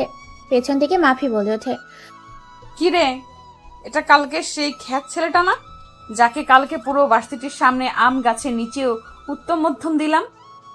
হ্যাঁ, এটা তো সেই কালকের ছেলেটা। ওর নাম জানতে পেরেছিস? ওর নাম মনে হয় রাফি, গ্রামের ছেলে। ওর সাহস হয় কি করে আমার সামনে থেকে এইভাবে একটা ভাঙা মরিচিকা সাইকেল নিয়ে এত স্পিডে যাওয়ার? তো তাতে কি হয়েছে? তো মানে এটা আমার অপমান। আমি দাঁড়িয়ে থাকা সত্ত্বেও আমাকে সালাম না দিয়ে এত স্পিডে যাওয়ার সাহস হয় কি করে? শাস্তি ওকে পেতে হবে। কি বলিস? এই ছোট একটা বিষয় ওকে কি শাস্তি দিবি? আগে এখানে নিয়ে আসি, নিয়ে আসলেই তুই দেখতে পাবি যে ওকে কি শাস্তি দেই আমি। এই বুলেট আর জিসান, তোরা গিয়ে ওই খ্যাত বাবুকে আমার সামনে নিয়ে আয়, আর আজকে বোঝাবো যে মাফি কি জিনিস। কথায় কথায় বাড়বে বলে বুলেট আর জিসান সেখানে এক মুহূর্ত দেরি না করে রাফিকে ক্লাসরুম থেকে বের করে নিয়ে আসার জন্য রওনা দেয়। অন্যদিকে রাফি এদিক ওদিক না তাকিয়ে সোজা সাইকেলটা তার গাছের নিচে স্ট্যান্ড করে সেখানে তালা মেরে দেয়। তারপর চশমাটা হাত দিয়ে ঠিক করে এদিক ওদিক না তাকিয়ে দৌড়তে থাকে ক্লাসরুমের উদ্দেশ্যে। কেননা এতক্ষণ ক্লাস বসে গেছে, তাই কোনো কিছু না ভেবে রাফি ক্লাসরুমের উদ্দেশ্যে দৌড় দেয়। কিছু সময় পরে অনার্স দ্বিতীয় বর্ষের ক্লাসরুমে এসে পৌঁছে যায়। তারপর বাইরে থেকে বলে ওঠে, স্যার আমি কি ভিতরে আসতে পারি? স্যার কি যেন একটা বীজগণিতে সূত্র বোঝাচ্ছিলেন তার ক্লাসে উপস্থিত থাকা শিক্ষার্থীদের। এমন সময় হঠাৎ করে পেছন থেকে কারো কণ্ঠস্বর শুনতে পেয়ে দরজার দিকে তাকায়। সেদিকে তাকিয়ে তো সবাই অবাক হয়ে তাকিয়ে আছে, কেননা অপরিচিত একটা ছেলে ছেলেটাকে দেখে বেশ অবাক হয়। কেউ কোনো কথা বলে না। নীরবতার মধ্যে দিয়েই সময় যাচ্ছে। নীরবতা ভেঙে স্যার বলে ওঠেন, কি চাই আর কাকে চাই তোমার? এখানে কি জন্য এসেছো? স্যার আমি এই ভার্সিটির ছাত্র, অনার্স দ্বিতীয় বর্ষে। এবার আমি অ্যাডমিশন নিয়েছি। ছেলেটার মুখে এই কথা শুনে সবাই সেদিকে অবাক চোখে তাকিয়ে আছে। ছেলেটার মুখে এই কথা শুনে স্যার এবার তার পরনে থাকা চশমাটাকে নাকের কাছে এনে চোখে ছেলেটাকে একবার তাকিয়ে চশমাটা ভালো করে পরে বলে ওঠে, এটা তুমি কি বলছো? ইউনিভার্সিটির অনার্স দ্বিতীয় বর্ষের ছাত্র তুমি? জি স্যার, আমি অনার্স দ্বিতীয় বর্ষের ছাত্র। এটা তুমি ঠিক কি বললো? তোমার পরনে থাকা পোশাক আর পোশাকের গঠন দেখে তো বোঝা যায় না যে তুমি এই ভার্সিটির ছাত্র। স্যার পোশাকে কি যায় আসে? শিক্ষাগত যোগ্যতা থাকলে তো শিক্ষা প্রতিষ্ঠানে চান্স পাওয়া যায়, তাই না? হ্যাঁ, সেটা তুমি ঠিক বলেছো। ওকে, তোমার নাম কি আর ভেতরে প্রবেশ করো। আমার ক্লাসে কিন্তু কোনো কথা বলা যাবে না। যেটা বুঝতে পারবে না সেটা আমাকে জানাবে। জি স্যার, আমি রাফি। এই বলে রাফি ভেতরে প্রবেশ করে। স্যার আর কোনো কথা না বলে নিজের মতো করে বীজগণিতের সূত্র দিতে থাকে। রাফি পেছনে গিয়ে বসে পড়ে, মন দিয়ে ক্লাস করতে থাকে। এর কিছুক্ষণ পর হঠাৎ করে কয়েকটা ছেলে পারমিশন ছাড়াই ক্লাসরুমের ভেতরে প্রবেশ করে। কোনো অনুমতি ছাড়াই বলে ওঠে ছেলেগুলো, এই ক্লাসে রাফি নামে কোনো ছেলে আছে কি? যদি থাকো তাহলে বের হয়ে আসো, মাফি তোমাকে ডেকেছে। হঠাৎ করে কারো কণ্ঠস্বর শুনতে পেয়ে স্যার সেদিকে তাকিয়ে দেখে প্রায় বেশ কিছু ছেলেপুলে প্রবেশ করেছে। কেউ কোনো কথা বলে না, চুপচাপ সবাই বসে আছে। ছেলেটা আবার বলে ওঠে, আমার কথা কি তোমাদের কানে যায়নি? দেখো, আমরা যদি তোমাকে খুঁজে বের করি তাহলে কিন্তু চরম শাস্তি তোমাকে পেতে হবে, তাই নিচ থেকে চলে আসো। কেউ কোনো কথা বলে না। এরপর রাফি পেছন থেকে শেষের একটা বেঞ্চ থেকে উঠে দাঁড়ায় আর ছেলেগুলোর উদ্দেশ্যে বলে ওঠে, জি ভাইয়া, আমার নাম রাফি।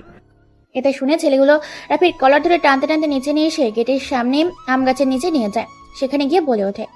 এটা শুনে মাফি তার পরে থাকা সানগ্লাসটা খুলে ফেলে। তারপর বাইকের ওপর চড়ে বসে পকেট থেকে একটা সিগারেট বের করে টানতে টানতে থাকে মাফি। মাফির এরকম কর্মকাণ্ডে হতবাক রাফি। রাশি বলে ওঠে এটা দেখে, আপু, আমি আজকে আবার কি করলাম? আমাকে কেন তুলে এনে নিয়ে আসলেন? এই কথা শুনে মাফি একটা মুচকি হাসি দেয়, বলে ওঠে, কেন তুই জানিস না তোকে বিয়ে করব বলে না তোকে এখানে তুলে আনলাম? কারণ তোকে তো এখন জামাই আদর করতে হবে, তাই নিয়ে এলাম। কিন্তু আপু, আমার তো এখনো বিয়ের বয়স হয়নি। আমি তো এখনো ছোট আছি, কেবল তো মাত্র অনার্স দ্বিতীয় বর্ষে পড়ি। কি বললি শালা খ্যাত ড্যামনা কোথাকার! তুই এখনো ছোট আছিস, তোকে বিয়ে দিলে তো 4 বাচ্চার বাবা হবি। মাফির কথা শুনে সবাই হাসতে থাকে। এরপর মাফি সবাইকে থামতে বলে আর বলে ওঠে, শোন, তুই আজকে বেয়াদবি করেছিস। সিগারেটের প্যাকেটটা দেখেছিস? এটা তোকে খেতে হবে। রাফি কি করবে বুঝতে পারে না, কেননা রাফি তো সিগারেট খায় না। এখানে যদি না খায় তাহলে তো জীবন শেষ। ভেবে পায় না সে কি করবে। অবশেষে রাফি মুচকি এসে বলে ওঠে, শুধু এইটুকুই তো, আর অন্য কিছু নয় তো? দেন আপু, আমি এখনই খাচ্ছি। রাফির কথা শুনে সবাই অবাক হয়ে যায়, কেননা মাফি আজ পর্যন্ত যাকে সিগারেট খেতে বসে সেই বিভিন্ন অজুহাত দেখিয়েছে, নানান ভাবে বাঁচার চেষ্টা করেছে, কিন্তু রাফি নামের ছেলেটা বলা মাত্র সে রাজি হয়ে যায়। এইটা দেখে উপস্থিত থাকা সবাই বেশ খানিকটা অবাক হয়েছে। মাফি ভাবতে থাকে এর থেকেও কঠিন কোনো কাজ করতে দেওয়া চাই কিনা। শোন, তোকে সিগারেট খেতে হবে না, তুই বরং অন্য কিছু একটা কর। কি করা যায় বলতো? এই মাফি শোন, অন্য কিছু বলতে আমি কি বলি শোন, আজকে বরং আশা আপুর হাতে ওকে আর একটা থাপ্পড় খাওয়াই। রিয়া, গুড আইডিয়া, অনেক ভালো কথা বলেছিস। আশা আপু মানে আগুনের গোলা, তার আশা আপুকে নিয়ে আজকে শুরু করি। আমি একটা কাগজে লিখে দিচ্ছি, এই কাগজটা দিবি, তারপর আশা আপু যেটা করার সেটা করবে। না না, আমি পারবো না। আমি কাউকে কোনো রকম কাগজ দিতে পারবো না। আপনি বরং আমাকে সিগারেট খেতে দেন, আমি সেটাই খেয়ে কাজ সম্পন্ন করি। চুপ বাটা খ্যাত, আমরা যেটা বলছি সেটা হবে। আমাদের উপরে তুই কথা বলছিস, এর পরিণামটা কিন্তু আরো ভয়ঙ্কর হবে। তোকে যেটা বলছিস সেটা কর, তাহলে পুরো ভার্সিটির ক্যাম্পাসে কিন্তু তোকে ন্যাংটা করে ঘুরাবো। রাফি ভাই চুপসে যায়। রাফি এই মুহূর্তে ভাবছে তাকে যদি কেউ বাঁচাতে আসে এদের হাত থেকে রাফি কি করবে বুঝতে পারে না। রাফি বুঝে গেছে আজ তার কপালে ভীষণ দুঃখ আছে। এদিকে মায়া কাগজে একটা চিঠি লিখে তারপর কাগজটা লাভ লেটার কাগজে পরিণত করে রাফির হাতে ধরিয়ে দেয় আর বলে ওঠে, মাফি, কাজ সম্পূর্ণ করে দিয়েছি আর ক্ষত বাবুর হাতে কাগজটা দিয়ে দিয়েছি। শোন শোন, এই কাগজটা 3 তলা ভবনের উপরে 4 নাম্বার রুমের 5 নাম্বার টেবিলের 1 নাম্বার সিটে একটা মেয়ে আছে, তার নাম আশা, আমাদের থেকে সিনিয়র। তুই আশা আপুকে এই কাগজটা দিবি। কেন আপু, শুধু শুধু আমাকে মার খাওয়াচ্ছেন? আমি কাউকে কাগজ দিতে পারবো না। বুলেট, জিসান, রিয়া, মায়া, এই খ্যাতটাকে ধর। আজকে ওকে ন্যাংটা করে পুরো কলেজ ক্যাম্পাস ঘোরাবো। আরো কিছু জিনিস নিয়ে আয়, যেটা দিয়ে ওকে ভালো করে সাজিয়ে ঘোরাতে পারবো। আমার কথা সে হয়তো বুঝতে পারেনি, তাকে আমি বললাম ন্যাংটা হয়ে ঘোরার থেকে কিন্তু ছোট্ট এই কাগজটা তার হাতে দিয়ে চলে আসাটা তোর জন্য মঙ্গল হবে, কিন্তু সে বুঝলো না। তাই এখন ওকে ধর, পুরো ন্যাংটা করে ওকে মাঠ ঘোরাবো। রাফি কি করবে বুঝতে পারি না।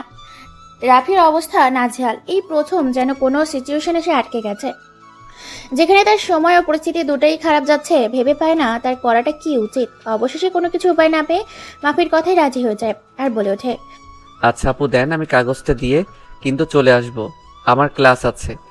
আরে চুপ বেটা, বিদেশি জঙ্গলি খ্যাত হিরো, তুই শুধু একাই ক্লাস করবি না, আমরাও ক্লাস করব।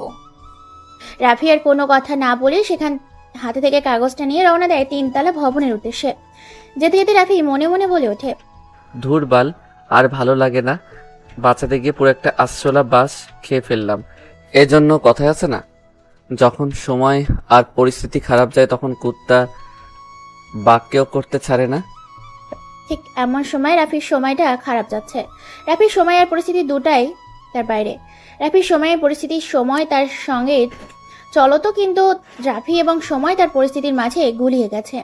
এসব ভাবতে ভাবতে 3 তলার ভবনের উপরে সেই রুমে গিয়ে কোনো অনুমতি ছাড়াই ভেতরে প্রবেশ করে। হঠাৎ করে একটা ছেলে দেখে সবাই থমকে যায়, কেননা সেখানে কোনো ছেলে নেই, শুধু আছে মেয়ে। মেয়েগুলোকে রাফি হিমশিম খেয়ে যায়। এমন সময় মেয়েগুলোর মধ্যে থেকে রাফিকে একজন বলে ওঠে, এ কি, এই ছেলে, তুমি এখানে কোন সাহসে এসেছো? হ্যাঁ, কোনো অনুমতি ছাড়া ভিতরে প্রবেশ করার সাহস তুমি পেলে কোথা থেকে? আচমকা মেয়েটার কথা শুনে চমকে ওঠে রাফি। রাফির হাত পা কাঁপাকাঁপি শুরু হয়ে গেছে। কাঁপাকাঁপি কণ্ঠে রাফি বলে ওঠে, আসলে আমি এখানে আসতে চাই নাই, ওরা 2য় বর্ষের কিছু শিক্ষার্থী আমাকে এখানে পাঠিয়েছে। তুমি কি জানো না এটা মেয়েদের কমন রুম? এখানে আসতে হলে পারমিশন নিতে হয়, আর সেখানে তুমি বিনা পারমিশনে ভিতরে প্রবেশ করেছো, ইডিয়েট কোথাকার। আসলে আপু সরি, আমি বুঝতে পারিনি, আমি ভার্সিটিতে নতুন ভর্তি হয়েছি, 2য় বর্ষের ছাত্র আমি, আর এটা আপনার জন্য। কি এটা দেখি? কাগজ। তারপর আশা নামের মেয়েটা সেই কাগজটা নিয়ে পড়তে থাকে। অন্যদিকে মাফি ও তার দলবল ভেবে নিয়েছে এতক্ষণে হয়তো মেরে ঝুলিয়ে রেখেছে, বেশ আনন্দ করছে নিচে তারা। কাগজটা সম্পূর্ণ পড়ে রেগে মেগে একবার আশা চোখগুলো লাল রক্তবর্ণ ধারণ করেছে। রাফি মেয়েটার এমন অবস্থা দেখে ঘাবড়ে যায়। আশা কোনো কথা ছাড়াই রাফি মেইন পয়েন্টে মারে এক লাথি। রাফি হাত দিয়ে চেপে ধরে ব্যথায় সেখানে গড়াগড়ি খেতে থাকে। আশার এরকম কর্মকাণ্ডে সবাই মেয়েগুলো সামনে এগিয়ে আসতে থাকে আর বলে ওঠে, কিরে আশা, ছেলেটাকে এভাবে মারলি কেন? দেখে তো গ্রামের সরল সাদা খ্যাত বাবু মনে হচ্ছে, তা তুই তাকে মারলি কেন? আরে বাল, তুই আর বলিস না, কোথা থেকে আসে এই যে জঙ্গলিগুলা, বুঝি না বাপু। হয়েছেটা কি সেটা তো বলবি, তারপরে না হয় বুঝবো সে কেন এই ভার্সিটিতে কিভাবে এসেছে। ওর সাহস হয় কি করে এই ভার্সিটিতে আসতে না আসতেই আমাকে প্রেমের প্রস্তাব দেওয়ার, আমাকে ভালোবাসার প্রস্তাব দেওয়ার সাহস হয় কি করে ওর? কি বলিস? এই নে পড়ে দেখ। চরম শিক্ষা দেব। ওইদিকে যদি রানা খবর পায় তাহলে তো একে মেরে ফেলবে। সে আমাকে প্রেম প্রস্তাব দিয়েছে, রানা কেন তাকে মারবে? আমি মারবো তাকে। কথাটা বলা শেষ হবার আগেই আশা নামের মেয়েটা বেশ কত থাপ্পড় মারে ছেলেটাকে। রাফি থাপ্পড় খেয়ে অবাক হয়ে যায়। আশা বলে ওঠে, তোকে তেমন কিছু করব না, তোকে জুতার মালা পরে পুরো ভার্সিটিতে ঘোরাবো, ইডিয়েট কোথাকার, গায়া খ্যাত। এই বলে সবাই মেয়েগুলো একসাথে মিলে বেশ কয়েকটা জুতার মালা রাফির গলায় পুরো ভার্সিটি মাঠ ঘোরাতে থাকে। এটা দেখে মাফি ও তার দলবল হাসতে থাকে। সবাই হাসতে হাসতে শেষ, কেউ কেউ তো ভিডিও করতে থাকে। এইভাবে ভার্সিটি পুরো ক্যাম্পাস করানো শেষ। এমন সময় একটা গাছের নিচে গিয়ে আশা বলে ওঠে, তোকে ছেড়ে দিলাম, আর কখনো আমার সাথে বেয়াদবি করবি না। আমি এসব প্রেম ভালোবাসা বিশ্বাস করি না। রাফি লজ্জায় কি বলবে বুঝতে পারে না, কেননা সবাই ভিডিও করছে যে যার মতো করে। কেউ হয়তো বিভিন্ন সোশ্যাল মিডিয়ায় ছেড়েও দিয়েছে রাফির এরকম কর্মকাণ্ডের ঘটনা। রাফি মনে মনে ভীষণ রেগে গেছে। সে তো অপমান সহ্য করতে পারে না। রাফি ও তার দলবলকে এসে কাঁদিয়ে ছাড়বে, এটা ভেবে একটা মুচকি হাসি দেয়। আশার কোনো কথা না বলে সেখান থেকে যখনই চলে যাবে তখনই পেছন থেকে বেশ কয়েকটা বাইকের আওয়াজ শুনতে পায়। বাইকগুলো দেখে যে যার মতো পিছিয়ে যেতে থাকে, কেউ আড়ালে যেতে থাকে। বাইকগুলো সোজা চলে আসে আশা ও রাফির কাছে। বেশ কয়েকটা বাইকগুলো তাদের সামনে স্ট্যান্ড করে মাথা থেকে হেলমেট খুলে মুচকে একটা হাসি দিয়ে বলে ওঠে একটা ছেলে, এই ভার্সিটিতে কার এত বড় সাহস যে আমি এই ভার্সিটিতে থাকা সত্ত্বেও আমার ভালোবাসার মানুষটাকে লাভ লেটার দেওয়ার? কেউ কোনো কথা বলে না, সবসময় চুপচাপ আছে। নীরবতা দিয়ে কেটে যাচ্ছে পুরো সময়টা। সবাই মনে মনে ভাবতে শুরু করেছে আজকে রাফি নামের ছেলেটা বুঝি শেষ। কেননা স্বয়ং রানা এখানে এসেছে। সম্পূর্ণ জায়গাটা চুপচাপ, একদম ঠান্ডা। নীরবতা ভেঙে রানা আবার বলে ওঠে, কি রে, তোরা কেউ কোনো কথা বলবি না নাকি তোদের উপরে অত্যাচার শুরু করব? ভার্সিটির প্রত্যেকটা মেয়ে ছেলে তোরা কিন্তু জানিস আমি কি ধরনের মানুষ। আমি যদি একবার শুরু করি তাহলে উপর থেকে নিচ পর্যন্ত সবটাই দেখে ছাড়ি। অন্যদিকে সেটাকে এমন কথা শুনে দূরে থেকে মাফি এসে বলে ওঠে, কি রে রানা, কি হয়েছে হঠাৎ করে যে তুই এই ভার্সিটিতে চলে এলি? বুঝলাম না কিছু। আরে মাফি আপু তুমি? হ্যাঁ আমি। কি হয়েছে, এত চিৎকার চেঁচামেচি করছিস কেন? আমি খবর পেয়েছি লাভ লেটার দিয়ে বিরক্ত করেছে আশাকে। হ্যাঁ করেছে তো। কেন তুই জানিস না? তোর সামনে তো দাঁড়িয়ে আছে এই যে আমাদের খ্যাত হিরো বাবু। এই ছেলেটা? হ্যাঁ এই ছেলেটাই তো আশাকে আজকে চিঠি দিয়েছে। কথাটা শুনে রানা এক মুহূর্ত দেরি না করে রাফিকে বেশ কয়েকটা ধাক্কা দেয়। এবার মাঠের মাঝখানে নিয়ে আসে। এরপর এলো পাছে হকি স্টিক দিয়ে মারতে থাকে সবাই মিলে। এটা দেখে হাসা বলে ওঠে, তুমি যদি ওর গায়ে আর একবার হাত দিয়েছো, আমার থেকে খারাপ আর কেউ হবে না। চুপ, তুই জানিস না এই রানা কতটা খারাপ। তোকে ভালোবাসি বলে এখন পর্যন্ত তোকে কোনো কিছু করি না, না হলে ভার্সিটিতে তোকেও ভোগ করে ছেড়ে দিতাম। তোর এতটাও ক্ষমতা নেই যে তুই টাচ করে দেখাবি, কারণ তুই তো একটা হিজড়া। আচ্ছা অনেক হয়েছে রানা, তুই এবার থাম। কথায় কথা বাড়বে। এখানে কথা না বাড়িয়ে ব্যাপারটা আমার হাতে ছেড়ে দে। আমি খ্যাতটাকে দেখে নিচ্ছি। কিন্তু ওকে তো আজকে আমি দেখে নিব ব্যাপারটা। তারপর রানা কোনো কথা না বলে সেখান থেকে চলে যায়। আশা সেও চলে যায়। ধীরে ধীরে পুরো মাঠ ফাঁকা হতে শুরু করেছে। মাফিও তার দলবল সামনে এগিয়ে গিয়ে রাফির উদ্দেশ্যে বলে ওঠে, কি রে খ্যাত, দেখলি তো এই মাফির পাওয়ার কতটা? যেখানে এই ভার্সিটির সবচেয়ে বড় সন্ত্রাসী এবং উশৃঙ্খল ছেলে রানা আমাকে সম্মান করে চলে, সেখানে তুই আমার সাথে ঝামেলা করবি? এটা তো সাহস হয় কি করে? রাফি এবার মনে মনে একটা মুচকি হাসি দেয় আর বলে ওঠে, আচ্ছা আপু, আমি তো চিনতে পারলাম না কে রানা আর সবাই রানাকে কেন ভয় পায়। আরে বোকা হাবলা কোথাকার, রানা হচ্ছে এই শহরের এমপির ছেলে। আমি যেমন মন্ত্রীর মেয়ে, সবাই আমাকে ভয় পায়, ঠিক তেমন রানা হচ্ছে এমপির ছেলে। রানা এমপির ছেলে বলে সবাই ভয় পায়। এছাড়া রানা এই ভার্সিটিতে বিভিন্ন খারাপ কাজ এবং সে বিভিন্ন অবৈধ কাজের সাথে যুক্ত আছে। তার গ্যাং আছে, এই জন্য সহজে কেউ তার সাথে ঝামেলা করে না। শুধু এটুকুই, তাতে সবাই ওকে ভয় পায়? এর থেকেও তো আপনি অনেক ভয়ঙ্কর আর ডেঞ্জারাস। আপনার সাথে তো রানা পেরে উঠবে না। হ্যাঁ তুই সেটা অবশ্য ঠিকই বলেছিস। রানা আমাকে খুব ভয় পায় এবং শ্রদ্ধা সম্মান করে। আমার সাথে বেয়াদবি করে না, কারণ আমি মন্ত্রীর মেয়ে আর সে এমপির ছেলে। কিন্তু ভার্সিটিতে কোনো মেয়ে আসলে রানা তাকে আর আস্ত রাখে না, নানাভাবে তার জালে ফেলে সেই মেয়ের জীবন ধ্বংস করে দেয়। আমার মনে হয় না যে ওই রানা নামের ছেলেটার এত ক্ষমতা আছে। তাকে দেখে তো বোঝা যায় না।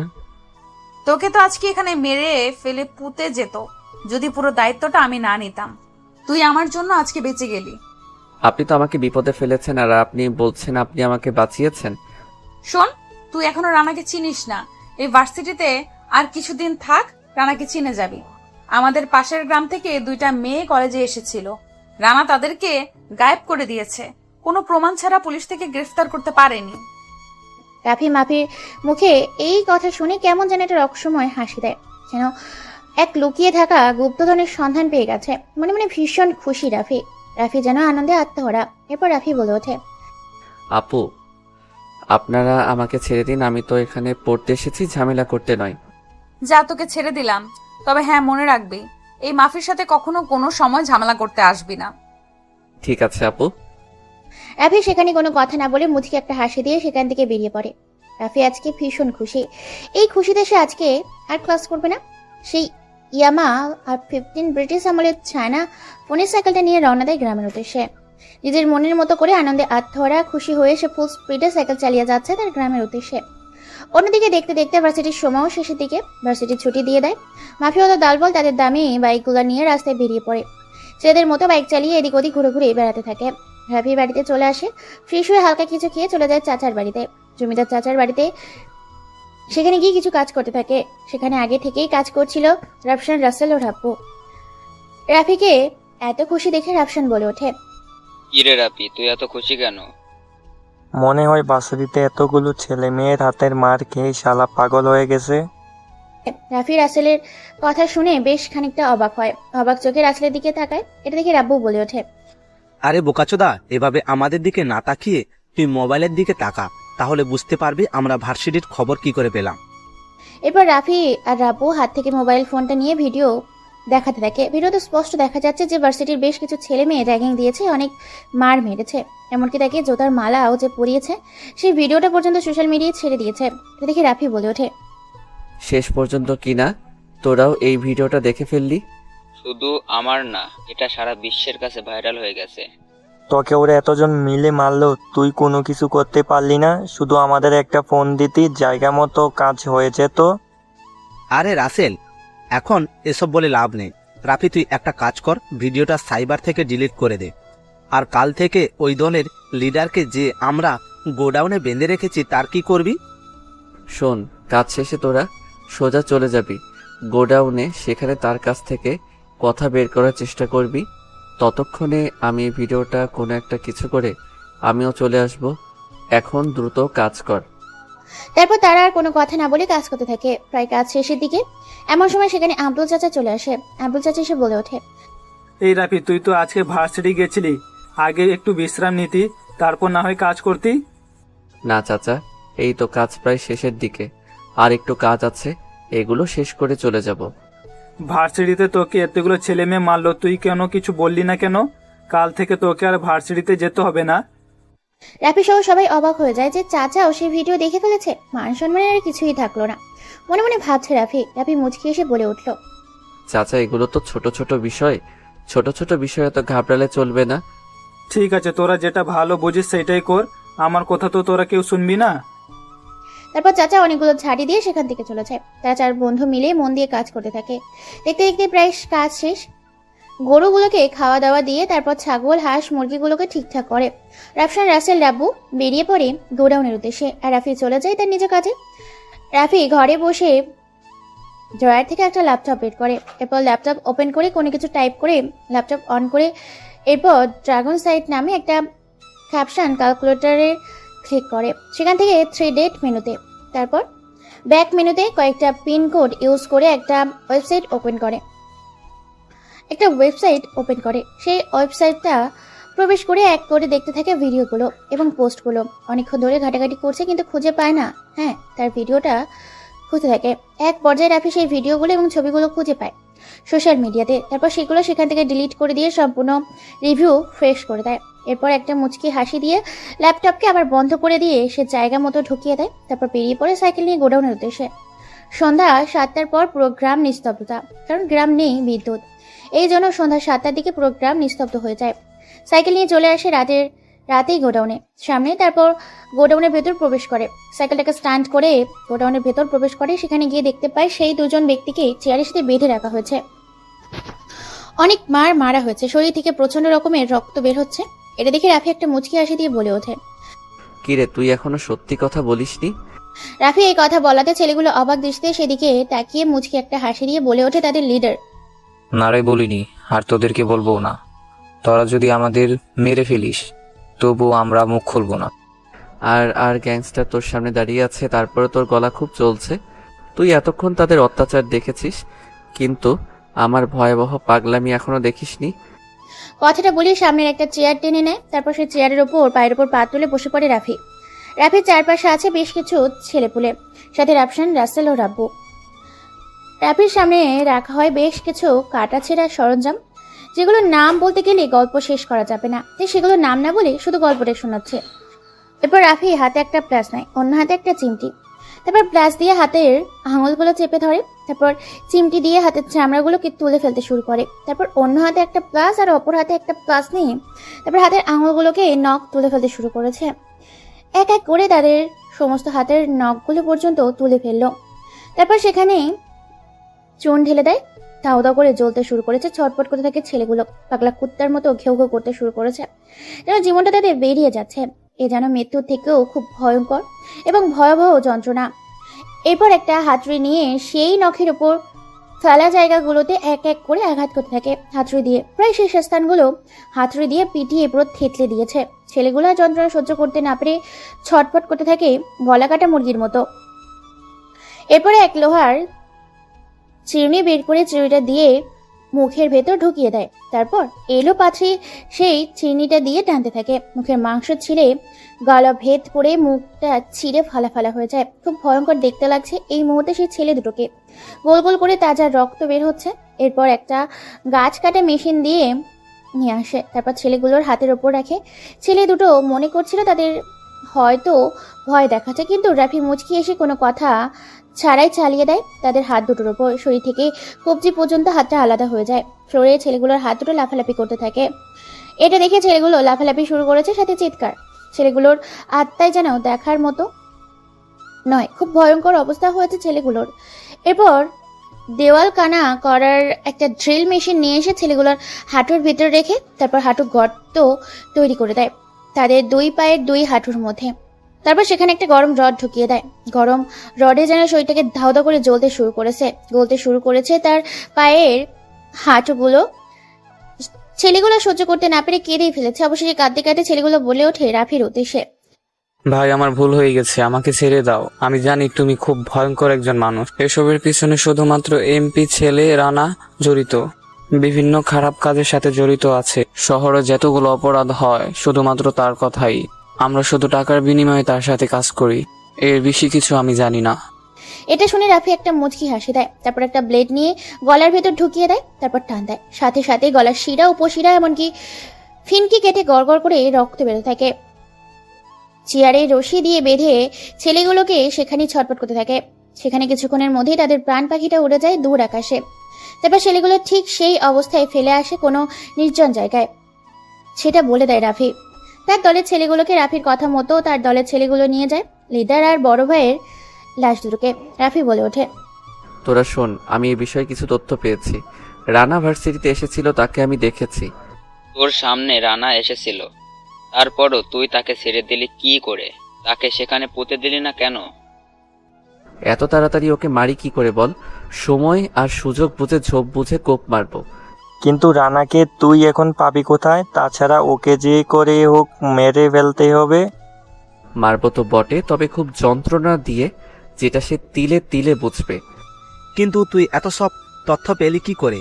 কে তোকে বলল? আমরা তো অনেক খোঁজাখুঁজি করেছিলাম, পুলিশও কোনো কিছু বলতে পারেনি। তাহলে তুই এতগুলো তথ্য কোথায় পেলি? পুলিশ বলেনি, সিসিটিভি ক্যামেরায় ধরা পড়েনি, তবে আমাকে মন্ত্রীর মেয়ে মাফি বলেছে রানার বিষয়ে রানাকে খুঁজে পেতে তেমন কষ্ট হবে না।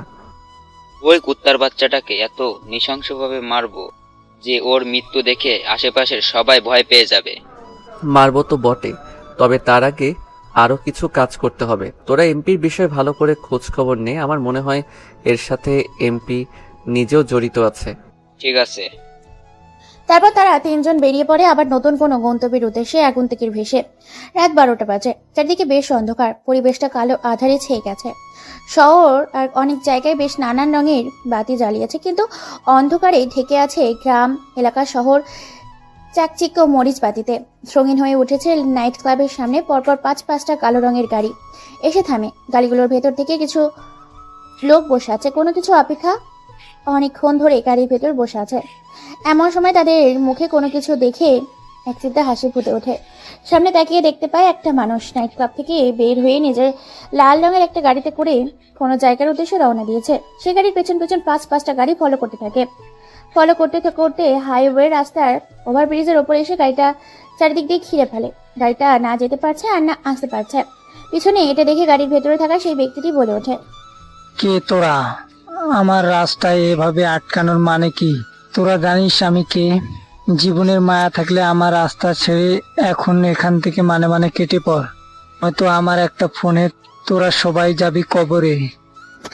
গাড়ির ভেতরে থাকা লোকটির কথা শুনে 5টা গাড়ির ভেতর থেকে অজানা মানুষগুলো হেসে ওঠে।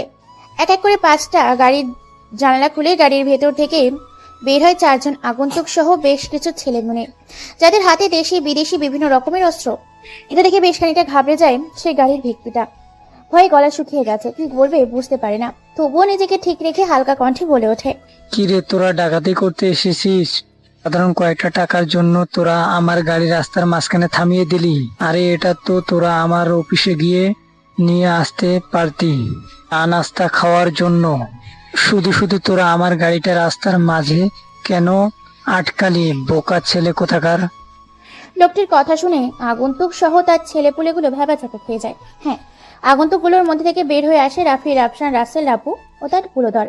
রাফি মুচকি এসে বলে ওঠে, টাকা নয়, তোর জীবনটা আমাদের চাই, আর কিছু তথ্য, যে তথ্যটা শুধুমাত্র তুই দিতে পারবি আমাদেরকে। আগন্তুকের এরকম কথা শুনে বেশ খানিকটা ঘাবড়ে যায় এমপির পিয়ন নেতা বাবু নেতা। ভয়ে চুপসে যায়, গলা শুকিয়ে গেছে এতগুলো মানুষকে দেখে, তবুও হালকা কণ্ঠে বলে ওঠে, আরে কি সব যাতা বলছিস? আমরা জীবন তোদের চাই না। আমার জীবনটা নিয়ে তোরা কি করবি? মানুষের টাকার প্রয়োজন হয়, জীবনের প্রয়োজন না। তা কার বিষয়ে তোরা জানবি দ্রুত বল, আমার সময় নেই, আমাকে যেতে দে। হ্যাঁ, তোর বাপ এমপির বিষয়ে আমি জানতে চাই, সে কোন কোন কাজে যুক্ত আছে। বাংলাদেশে যত সমাজসেবা কাজ আছে সব কাজের সাথে আমাদের এমপি সাহেব জড়িত আছে। এটাই শুনে তারা 4 জন মিলে একটা মুচকি হাসি দেয়। হঠাৎ করে চোখের পলকে কেউ কোনো কিছু বুঝে ওঠার আগেই রাফি তার কুড়াল নিয়ে এক কোপে শরীর থেকে হাঁটু পর্যন্ত পাটা আলাদা করে ফেলেছে নেতা বাবুর। নেতা বাবু উল্টো হয়ে পড়ে যায় মাটিতে, গড়াগড়ি খেতে থাকে, পাটা রাস্তার ওপর লাফালাফি করতে থাকে, কাটা স্থান থেকে গড়গড় করে রক্ত বেরোতে থাকে। ভয়ে ও আতঙ্কে চিৎকার করতে শুরু করেছে। আর রাফি বলে ওঠে, এখন এমপির বিষয়ে সত্যি সত্যি কথা বলবি, নাকি সারা জীবন এমপির গোলামি করে জীবনটা কাটাবি? তাছাড়া সত্যি বললে হয়তো তুই বেঁচে যেতে পারিস, আর মিথ্যা বললে তোকে জীবন্ত মাটিতে পুঁতে ফেলবো। আরে ভাইকে তোরা আমাকে মারছিস কেন? আমার যত কোটি টাকা আছে তোরা নিয়ে যা, তবু আমাকে ছেড়ে দে তোরা। আমরা আর গ্যাংস্টার তোর জম। এটা শুনে নেতা বেশ খানিকটা ভয় পেয়ে যায়।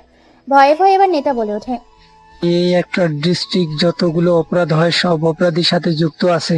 সিটি কর্পোরেশন, মেয়র এবং এই এমপি মিলে সকল রকম কাজ করে। ভাই আমি শুধু এটুকুই জানি, এর বিষয়ে আর কোনো কিছুই জানি না। আমি মেরে ফেললেও আমি এছাড়া আর কিছুই বলতে পারবো না। ভাই আমাকে ছেড়ে দিন। এটা শুনে রাফি একটা মুচকি হাসি দেয়। তারপর এক এক করে নেতার কাছ থেকে তার যত কোটি টাকা ছিল সব নিজেদের ট্রান্সফারে নিয়ে নেতার 2 চোখ কানা করে দেয় আর 1 হাত কেটে ফেলে। টোটালি মানুষটাকে এখন বলবে কানা, ল্যাংড়া, হাত ছুটা। তারপর নেতাকে সেখানে ফেলে দলবল নিয়ে রাফি ও তার পুরো সহপাঠী চলে যায় আবার গ্রামে। পরের দিন সকালে সাংবাদিক টেলিভিশনে বলছে, আজকের আরো এক নতুন খবরে স্বাগতম। নতুন এই এপিসোডে নতুন তথ্য নিয়ে আপনাদের মাঝে হাজির হয়েছি আমি তানজিম তিশা। কেউ বা কারা রাতের আধারে এসে এমপির পিয়ন নেতা বাবুকে নৃশংসভাবে আহত করে ফেলে গেছে। অন্যদিকে একই রাতে শহরের সবচেয়ে বড় 2 জন কালো মাস্তান লিডার আর বড় ভাইকে খুব নৃশংসভাবে মেরে নির্জন রাস্তার মাঝে ফেলে গেছে। তবে সবগুলোর মূল কারণ হচ্ছে আর গ্যাংস্টার অর্থ ফাঁদে সর্বদা আপনাদের পাশে। প্রতিদিনের মতো সকালে ঘুম থেকে উঠে ফ্রেশ হয়ে আব্দুল চাচার ফ্রমে কাজ করে হালকা কিছু খেয়ে আবার ভার্সিটির উদ্দেশ্যে রওনা দিয়েছে। একই দিনের একই স্টাইলে রাফি ভার্সিটির ভিতর প্রবেশ করেছে। আজকে তাকে কোনো ঝামেলা করতে হয়নি। রাফি ক্লাসে বসে আছে, এমন সময় মাফি ও তার দলবল চলে আসে। আজকে মাফি রাফিকে কোনো কিছুই করেনি। রাফি বেশ খুশি, কারণ আজকে তাকে কেউ কোনো রকম র্যাগিং করেনি। এক এক করে এইভাবে বেশ কয়েকটা ক্লাস শেষ করে ক্যান্টিনে সবাই বসে আছে, রাফি একাই বসে আছে। এমন সময় ভার্সিটিতে প্রবেশ করে রানা ও তার দলবল। রানা ভার্সিটির মাঠে বাইকগুলোকে স্ট্যান্ড করে ক্যাম্পাসের মাঠে এসে মুচকি একটা হাসি দিয়ে বলে ওঠে, এই যে লাল সুন্দরী, এদিকে আসো, একটু রোম্যান্স করি। মেয়েটা রানার কথা শুনে ভয়ে সেদিকে আসে না। রানা এবার মেয়েটির কাছে গিয়ে মেয়েটাকে কোলে করে তার কাছে নিয়ে আসে, তারপর কোলে বসে জোর করে, তারপর মেয়েটাকে চেপে ধরে। মেয়েটা বিভিন্ন জায়গায় হাত দিতে থাকে, হাসাহাসি করতে থাকে। মেয়েটা ভয়ে কেঁদে ফেলেছে। রাফি এটা দেখে বেশ রেগে গিয়েছে, চোখগুলো লাল রক্তবর্ণ ধারণ করেছে। রানা বলে ওঠে, কি রে লালপরি, এত লজ্জা পাচ্ছিস কেন? আমি রানা, এমপির ছেলে। তোকে প্রকাশে সুখ দিব, তুই রাতারাতি ভাইরাল হয়ে যাবি। এখন কোনো ভূমিকা ছাড়াই আমার ঠোঁটে একটা কিস করতো। মেয়েটা ভয়ে কোনো কথা বলতে পারে না, মেয়েটা কেঁদে চলেছে। রানা এবার এটা দেখে নিজের জোর করে মেয়েটার ঠোঁটে নিজের ঠোঁট ডুবিয়ে দেয়, কিস করতে থাকে। এত জোরে কামড় দিয়েছে যার কারণে মেয়েটার ঠোঁট কেটে রক্ত বেরোচ্ছে। মেয়েটা চিৎকার দেয়। তার চিৎকার আশেপাশে ছাত্রছাত্রীগুলো সেদিকেই আসে। ভয়ে কেউ কোনো কথা বলতে পারে না, সবাই তামাশা দেখছে। রানা এবার বলে ওঠে, আমার খুব পিনিক পেয়ে হয়েছে, আমি এখন প্রকাশ্য তোর সাথে রোম্যান্স করব। এটা শুনে রাফি রেগে মেগে একাকার, যেন তার কাছে মনে হচ্ছে এখনই রানার শরীর থেকে মাথাটা আলাদা করে ফেলে। রানা এবার থ্রি-পিসের ভেতর নিজের হাত ঝুঁকিয়ে পেটের উপর স্লাইড করতে থাকে, বিভিন্ন জায়গায় হাত দিয়ে থাকে। এটা দেখে সবাই লজ্জায় নিজেদের মাথা নিচু করে ফেলেছে। এমন সময় রানা যখন মেয়েটিকে নিজে আরও লজ্জার পর পরিস্থিতিতে যাবে, তার আগেই পেছন থেকে কেউ একজন রানার কাঁধে হাত রাখে। হঠাৎ করে এমন হওয়াতে সবাই সেদিকে তাকায়।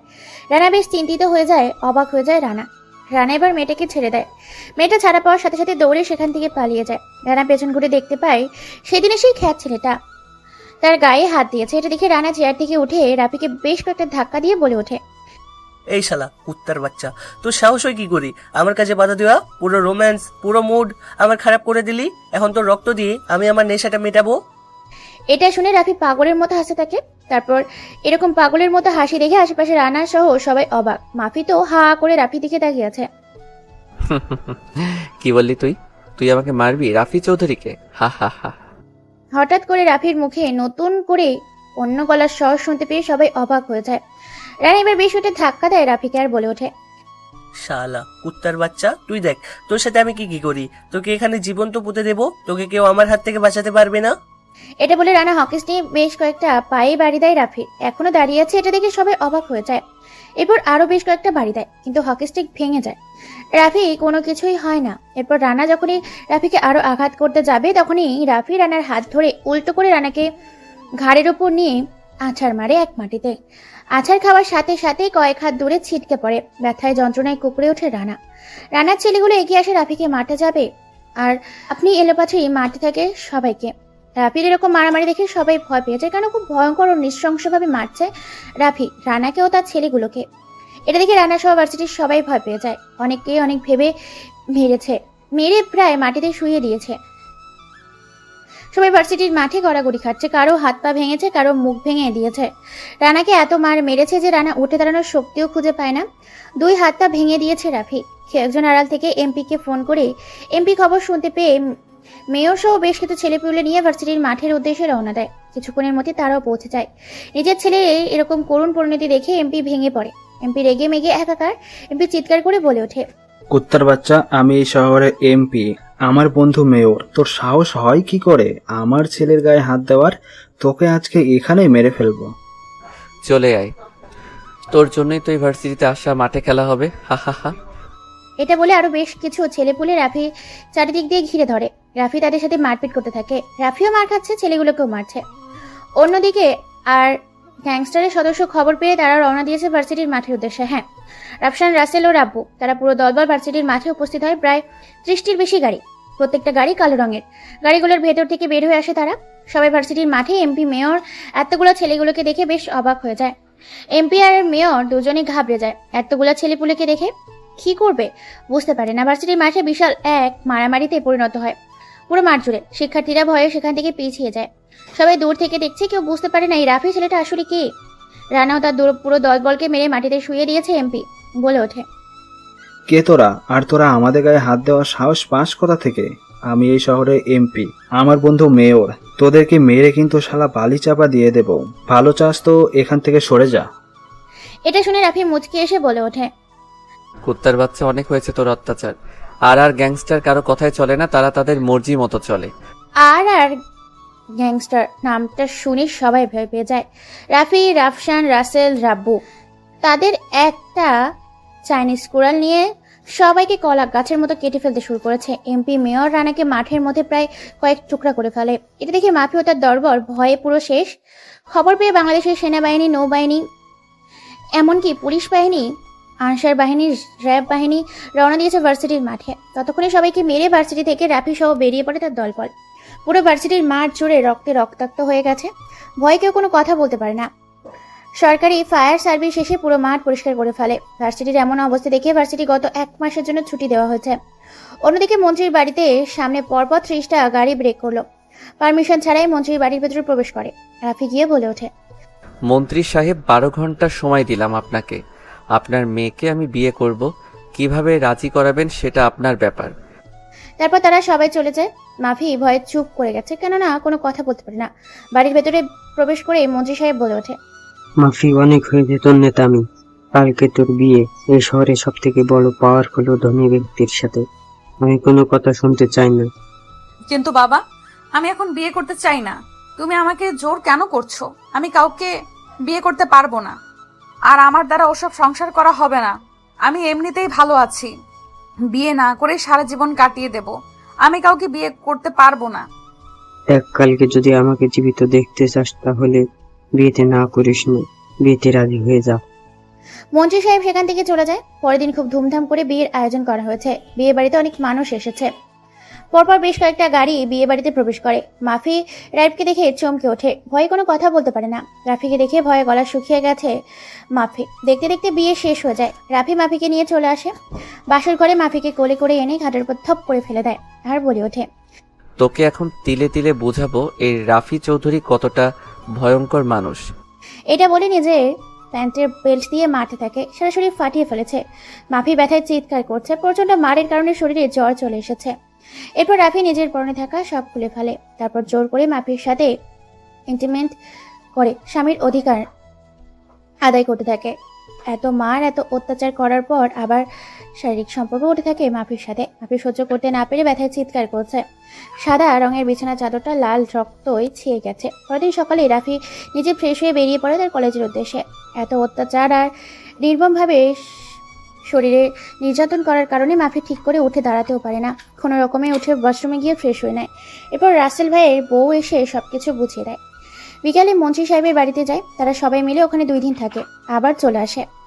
এদিকে আর গ্যাংস্টার নামে রাফি এরা ভাইরাল হয়ে যায়। এতদিন লুকিয়ে ছিল, কিন্তু ভার্সিটিতে সেই ঘটনার পর তারা প্রকাশ্যে চলে আসে। আইন তাদের কোনো কিছুই করতে পারে না, প্রমাণ ছাড়া। এরপর রাফি প্রতিদিন মাফিকে অত্যাচার করতে থাকে। এইভাবে দেখতে দেখতেই 9 মাস কেটে যায়। মাফি এখন অন্তঃসত্ত্বা। যেদিন থেকে সে প্রেগনেন্ট হয়েছে সেদিন থেকে তার উপর আর অত্যাচার করেনি রাফি। হসপিটালের বাইরে সবাই বসে আছে, দোয়া করছে রাফি সহ সবাই। হঠাৎ করে বাচ্চার কান্নার আওয়াজ ভেসে আসে ভেতর থেকে। ডাক্তার নার্স বের হয়ে বলে ওঠে, সবাইকে মিষ্টি খাওয়ান, আপনার ছেলে সন্তান হয়েছে আর আপনার বউ সুস্থ আছে, চাইলে দেখা করতে পারেন। কি বলেন ডাক্তার? আমার ছেলে সন্তান হয়েছে? এই তোরা পুরো হসপিটালে মিষ্টির বন্যা লাগিয়ে দে, আমি মাফিকে দেখে আসি। এই খুশিতে আমার জন্য একটু বেশি করে মিষ্টি নিয়ে আসবেন, আমি মিষ্টি খেতে খুব ভালোবাসি। এটা বলে ডাক্তার চলে যায়। রাফি মাফির কেবিনে প্রবেশ করে। মাফি রাফিকে দেখে মুখ ঘুরিয়ে নেয়। রাফি একটা চেয়ার নিয়ে মাফির কাছে চলে যায় আর বলে ওঠে, মাফি, তুমি আমাকে আজকে এত সুখের আর খুশির সংবাদ দিয়েছ, যে কারণে তোমাকে ভালো না বেশি আর পারলাম না। হয়েছে, আর অভিনয় করতে হবে না। আপনি শুধু অত্যাচার করতে জানেন, ভালোবাসতে জানেন না। জানি আমি একটা ছোট্ট ভুল করেছিলাম, তাই বলে আপনি আমাকে অনেক অনেক অত্যাচার করেছেন। আমার থেকেও আপনি আমার কাছে অনেক খারাপ ব্যবহার করেছেন। আমি যেটা করেছি খুব রেগেছিলাম তোমার উপরে, এজন্য করেছি, কিন্তু এখন ভালোবাসা দিয়ে সব তোমাকে পুষিয়ে দেব। সত্যি কেউ যদি আমাকে ভালোবাসতো তাহলে এতক্ষণে জড়িয়ে ধরে আমাকে কয়েকটা পাপ্পি দিত।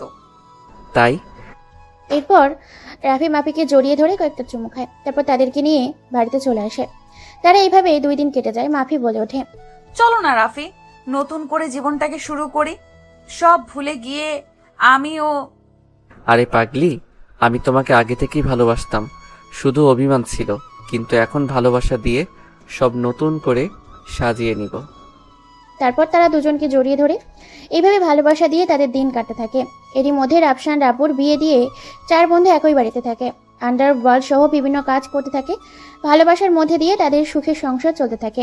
গল্পের শুরু থেকে শেষ পর্যন্ত থাকার জন্য সবাইকে ধন্যবাদ। চ্যানেলটিকে সাবস্ক্রাইব করে সবাই পাশে থাকুন।